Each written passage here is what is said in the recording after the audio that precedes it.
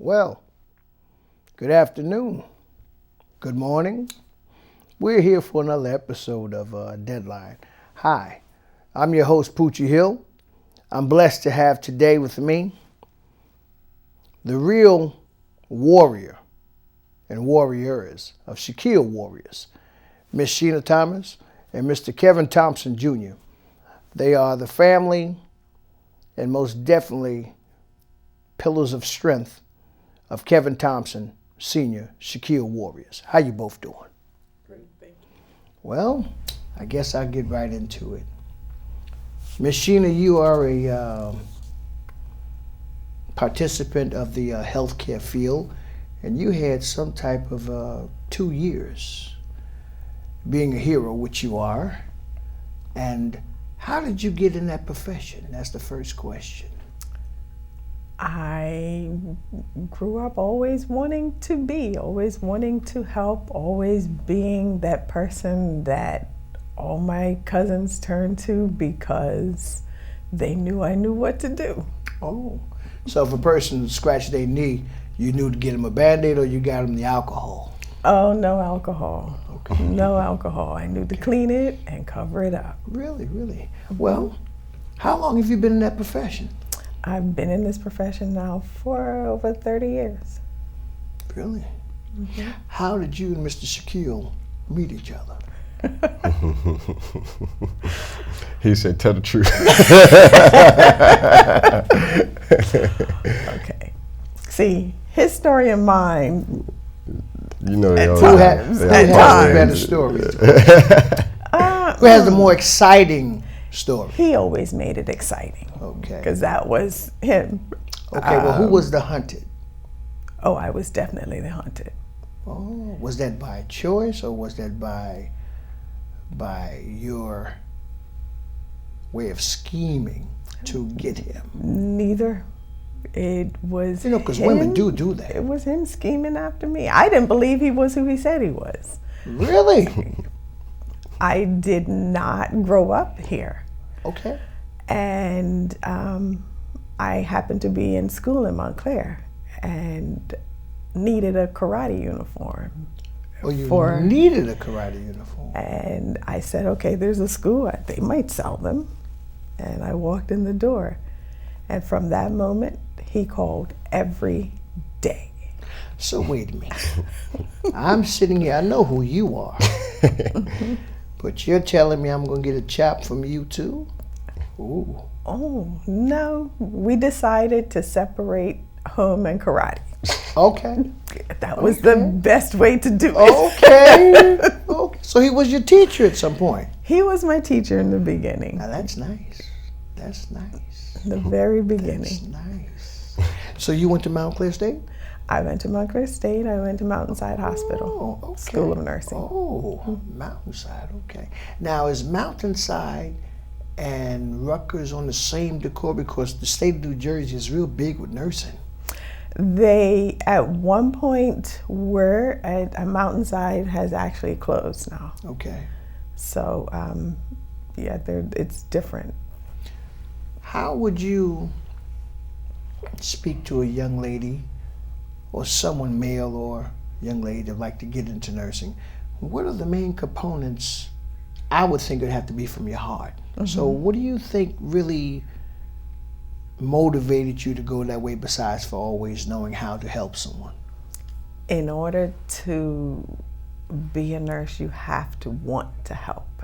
A nurse is a servant first.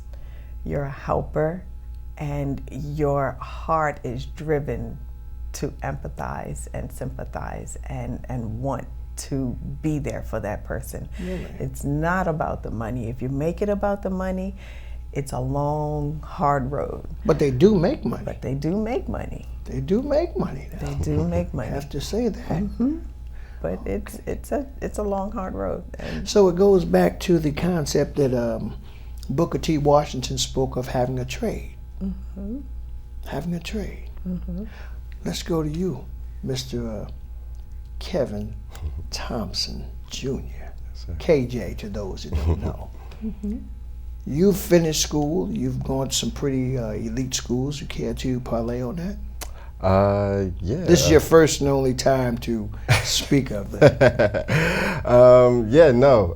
Between going to getting the opportunity to go to Montclair Kimberly Academy and being there, the main thing that I learned there was it wasn't about what you knew, it was about who you knew and how you applied it and how you applied your network to getting, to a specific goal. And, then getting to American University, that was partially the way that I made my way there, using another connection that knew the coach. And Did they win last night? I'm not sure. Gotcha. Gotcha. So now I know someone who went to American University. Okay. Because I see them playing a lot, and I said, I knew your father went to Fordham. Mm-hmm. Correct? That's where he did his master's. Yep, master's program. Okay. Yeah. But he He believed in played Newark. at Rutgers Newark though. Right, he did. Yeah, If I'm not mistaken, that And was look, Coach he wouldn't let you forget Dave it. Wright. Coach Dave Wright. He was down there in the dome, the old gold Yep, in the dome. dome. Yes. That's Yeah. right. Yes. We're going way back. Way back. Well, since we spoke of that a little bit, we have to speak of now how the school is going forward to the new millennium. How is the school doing? It's doing great.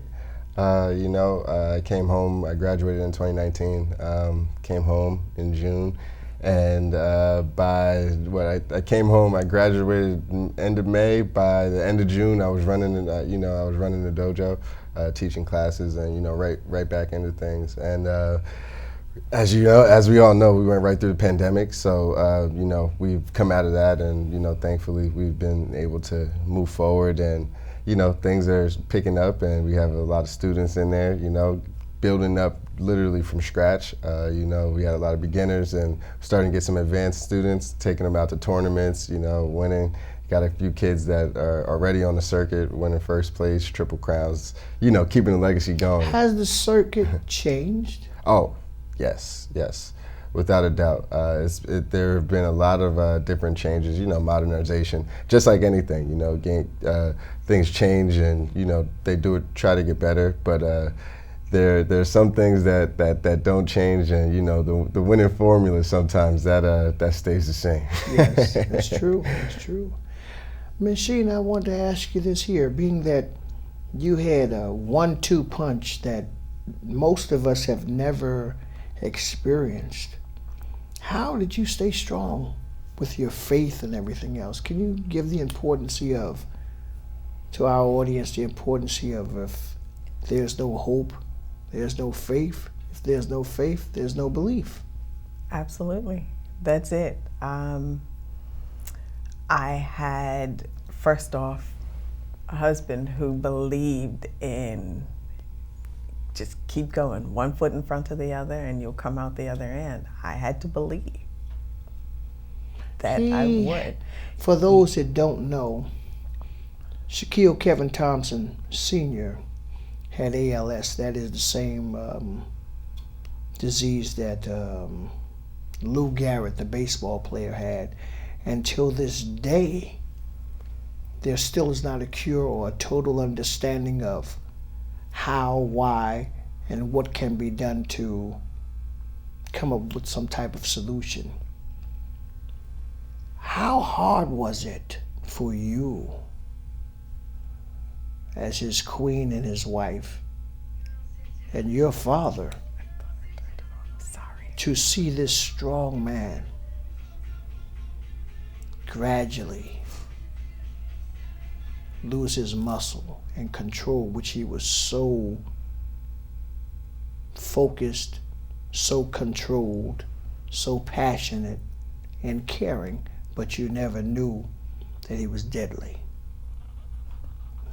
Both of you take your time and explain that in detail, the importance of his faith, his slow deterioration, but also from a physicality perspective, his spiritual and his mental was so much more gigantic. You just brought back some memories that I had forgotten. When Kevin first found out, we had a suspicion. We had talked about the possibility of, but still didn't fully comprehend. He didn't fully comprehend. And he in fact, he used to say, and when he first finally started telling people about it, he lived in denial for about a year.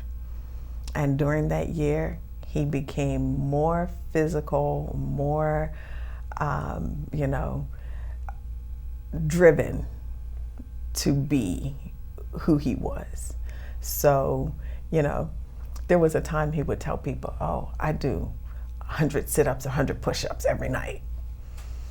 And okay, yeah, he did it a lot. He did. I call him at 7 in the morning. I say, what you doing? Training. Mm-hmm. Once that happened, he became a lot more driven with it. So he started seriously drilling on his workouts. And as he noticed, something changing, he would change up on how he did it, but he continued to work out. He worked out, trained, exercised, he devised his own program. Mm-hmm. And he just kept pushing through. And when you see that, there is nothing else to do but just keep going with him. In the beginning, he pulled me along. It was like, okay, we're not going to talk about ending. We're going to talk about where we are and what we can do. And for you, you had no choice. So I'm pretty sure if he's there on the Maki-Wori, you're on some type of miniature Maki-Wori doing the same thing. Yeah, man. I was in the basement with him from what? Crawling around down there. That's something. No, man. My memories of those times were of just a guy that literally the epitome of can't stop, won't stop. That was my daddy. Yeah. Going to that, can you explain? We're fortunate. There's a difference in a father and a daddy. I want you to explain to TV land the importance of what you know what difference is. So take your time and explain. Well, I think I can sum it up in one of the phrases. He always, he had phrases and catch and Yes, he had a quote for everything. Yes, he did. And the main thing that he used to tell me, and it was normally when he was trying to convince me to do something, right? Or tell me that, I really needed to consider, strongly consider. You were strong-willed like that there? Oh, no, it wasn't that I was strong-willed. It was more so... an incentive. He gave you an incentive. Lots of incentive. Because you knew what the end results was going to be, but 25 more push-ups.